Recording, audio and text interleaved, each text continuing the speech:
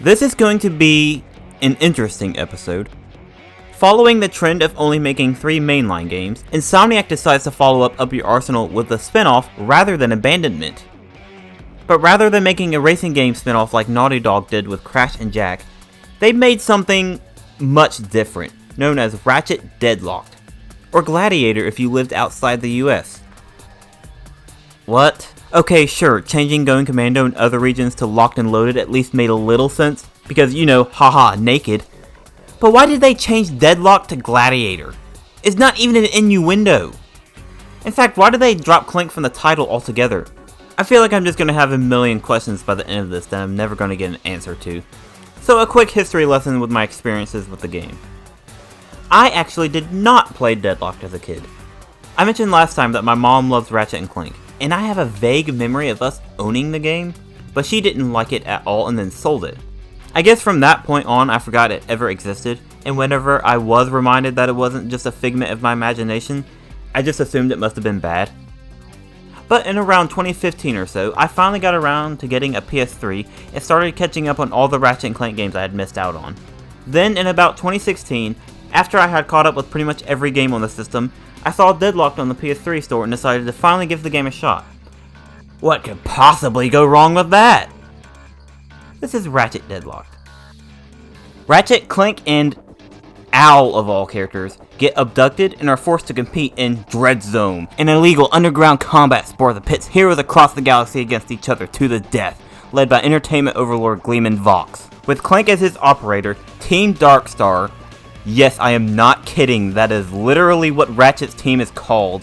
Ratchet must fight his way through the ranks to survive and defeat the Exterminators and the Grand Champion Ace Hardlight to find some way to escape Vox's prison. That is literally the entire plot. I mean, it works. It's pretty much exactly what you would expect from a game like this. Okay, let's play a game. It's called, what year did this game come out?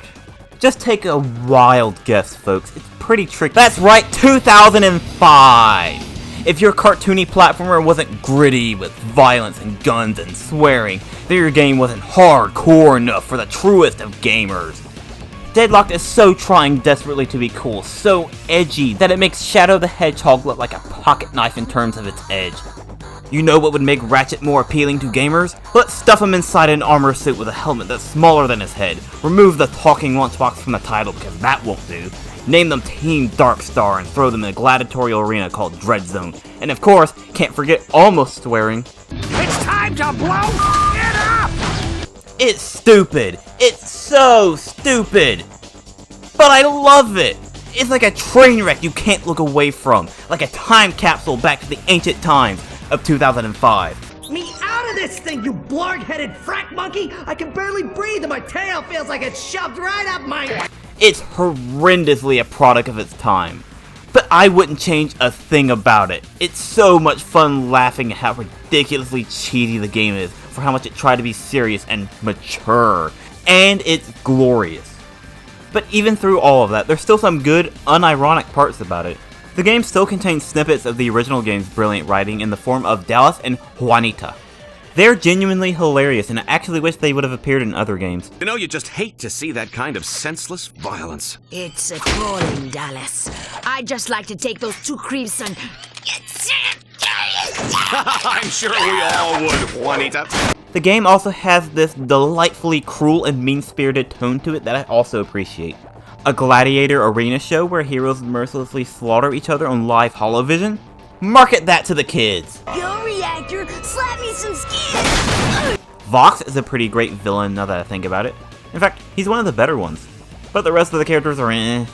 Ace Hardlight certainly could have been a better rival. I don't trust anyone whose eyebrows clip through their sunglasses. There are redeemable elements in this. It's just that most of it is hilarious, ironic entertainment. So I bet you're wondering, how does this game even play? Ah! What is that? What did they do to my boy? Who okayed this? Okay, you know what? We're getting this out of the way right now. The PS3 port of Deadlocked is horrendous. This is the laziest, most no cares were given port I've personally ever played. Sure, I know for a fact there's far worse out there than this. But look at this! Somebody looked at this and said, yep, this is an acceptable state. The port is riddled with a host of problems that were not present on the PS2. Model clipping is far worse here than it ever was in any game in the HD collection. Alright, the frame rate wasn't actually spectacular in the original to begin with because of how much is going on, but I'm pretty sure it ran better than this. Dallas and Juanita recycle so many lines and hardly commentate on what you're actually doing, and the cutscenes. I'm not even sure how one even pulls this off, but every single non-pre-rendered cutscene in this game has this weird stutter effect every 2 seconds, and you will never unsee it for the rest of the game, and you won't get used to it. Do I really need to emphasize that Sony looked at the state of this and said, yep, that meets our standard of quality. Sony said that'd be $15 for this poor excuse of a port. The HD collection wasn't perfect either, it had issues too, but at the end of the day, those problems were very minor and ultimately harmless. The Deadlocked port isn't just lazy, it's insulting. I had to play this version to properly get footage, so I have every right to tear it to utter shreds. Don't play this version. Sorry about that, I've been holding that one in for a while. Where was I? So I bet you're wondering, how does this game even play? It's, Ratchet and Clank again. I'm noticing a pattern. Okay, that's not entirely true. So remember arena challenges and assault missions from the previous game? Deadlocked is essentially if you took that and made that a game. Deadlocked is still at its core a Ratchet and Clank game. It just has a much different structure. Level design is way more simplistic compared to the past with little platforming. Heck, I'm even hesitant to call it a platformer at times, but the focus instead is on extremely quick missions. Defeat waves of enemies in an arena, take out the strong enemies, activate all beacons, reach this goal mark on the map, pilot a vehicle. Some are longer than others, but each mission is only a couple of minutes so that none of them overstay their welcome. But with barely any platforming, wouldn't that make the game not very fun? Well, dropping the focus on platforming to missions also means the game shifted focus to combat, and Deadlocked is a blast. Yeah, you heard me. This game is so much fun to play. It's not mechanically deep, there's no grand worlds to explore, the game just said, shoot these guys, and I said, okay, and had a blast while doing so. Deadlocked is the definition of pure, unadulterated carnage, and at its core is the arsenal, which is, actually hard to talk about. So for a game whose sole focus is combat, for whatever reason, there's only 10 weapons in the game. 10! And 2 of which are completely useless. But, the remaining 8 are some of the most destructive, useful, and satisfying weapons ever. The arsenal may be small, but you will get your mileage out of every single weapon as the game is shockingly balanced and incredibly unbalanced at the exact same time. A lot of the weapons are still archetypes of existing categories, but they're still good versions of those types. The magma cannon is one of the best shotgun weapons due to its insane speed and spread.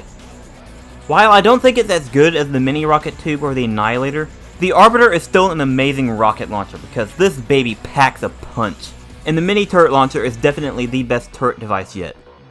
But the unique weapons to this game are some of my favorites in the series, and we never get to see them again. The Seeker mine launcher doesn't sound all that special on paper, but just imagine with me a wall of floating bombs that will home in on anything that gets close. Yeah, that's the Seeker mine launcher. Tonight on Red Zone, what happens when we force the criminally insane to use strategy and planning? So what happens when you attach a wrecking ball onto a whip that causes an earthquake with every swing? You get the Scorpion Flail. This thing will clear a crowd in seconds. However, the drawback, if you have even the slightest bit of motion sickness, the Scorpion Flail is the reason not to play this game. But I'm not bothered by motion sickness, so let the destruction commence. And the Harbinger is one of my favorite super weapons. In fact, no, it is my favorite super weapon under the Rhinocerator/Rhythrino. It paints the ground with rockets moments before a barrage of lasers come raining down from space, turning everything in front of you to dust. Aiming is overrated. I don't think there's ever been a Ratchet game where I've ever swapped weapons so frequently. Well, aside from up your arsenal, obviously. The dual Vipers can be used to take out groups of small enemies. The Magma Cannon is great for crowd control. The mini turret launcher can handle just about anything for you. If you want something dead from a distance, the Arbiter will solve that.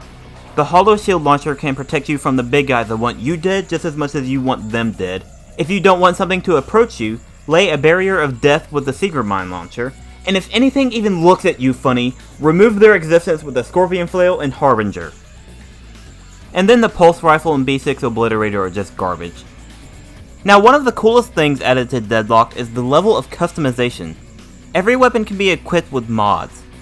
Alpha mods alter how fast your weapon fires, how much ammo you have, increased blast radius, impact, and so forth. Whereas Omega mods add crazy effects to every weapon.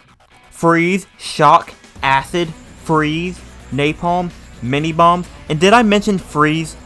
Seriously, just choose freeze on most of your weapons. It's so broken. And for some reason, not only can weapons upgrade to level 99 now, when they do reach 99, they get a rainbow effect. Yeah, nothing changes. They're just rainbow now. Neat.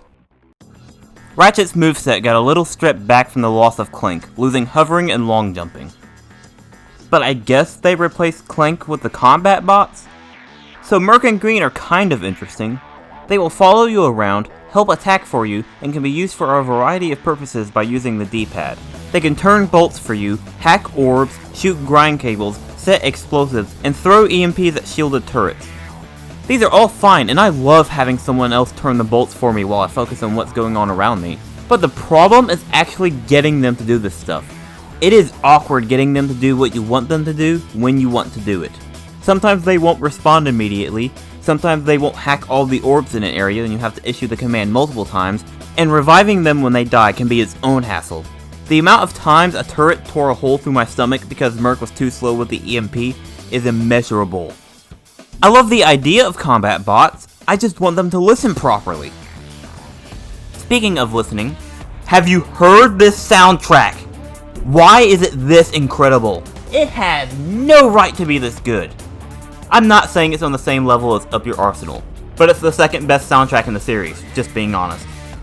It's just too bad you can't really hear the music with the default sound balancing because of all the...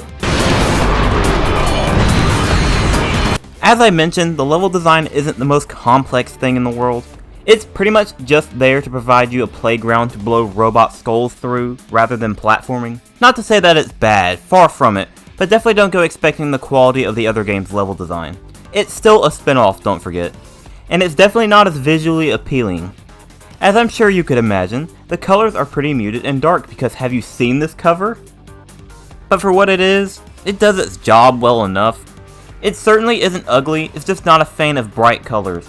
Well, outside of, you know. So things are going well, right? The combat is fun and so are the missions, so what's there to mess up now? Vehicles! Yeah, there's quite a few vehicle missions. Okay, actually most of the vehicles are fine. They don't feel all that out of place in a game like this, and most of them control really well, so they're really not that bad. Land Stalker! The Land Stalker sucks. This thing is not fun to control at all. It's so slow and takes forever to charge up missiles to kill things.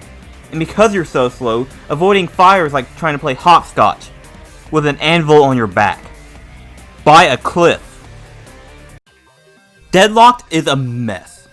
It's edgier than a 12-year-old who plays Call of Duty, minus the slurs. For a game whose only focus is combat, there's only 10 weapons and only 8 of them are worth using.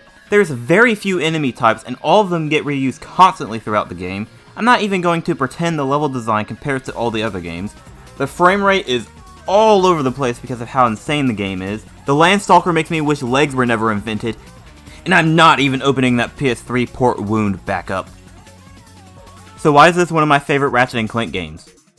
Deadlocked is nothing groundbreaking, it's not mechanically deep, it's not going to wow anybody, but it's what a video game should be at the end of the day. Fun. For a spin-off whose sole existence is to deliver fast-paced, chaotic action, it did it extremely well. The weapons are incredible despite how few they are, the missions and the game as a whole never overstay their welcome, the music is way better than it has any right to be, and gratuitous violence never felt this good. It's a blast to play. You can even play the entire campaign in co-op, which I can't imagine the frame rate existing in that. But how cool is that? And even through the horrendous PS3 port, I still have a ton of fun every single time I play this game, even on that version. The game at its core is still there, and in fact, I played it for the first time on PS3 and still loved it. The game is so rough around the edges. But aside from the mechanical and functional issues I mentioned, you know, small arsenal, frame rate, pain, I wouldn't change a thing about this game. It's ridiculously edgy and hilariously dated, but I wouldn't have it any other way. I'm certainly not going to pretend it's this underrated gem that everyone must play.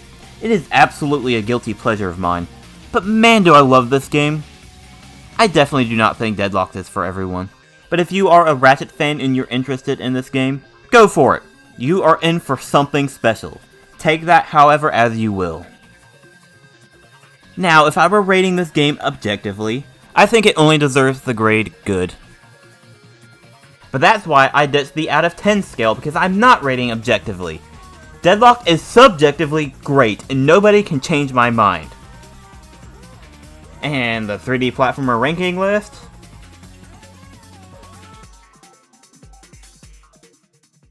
Just buy this game on PS2.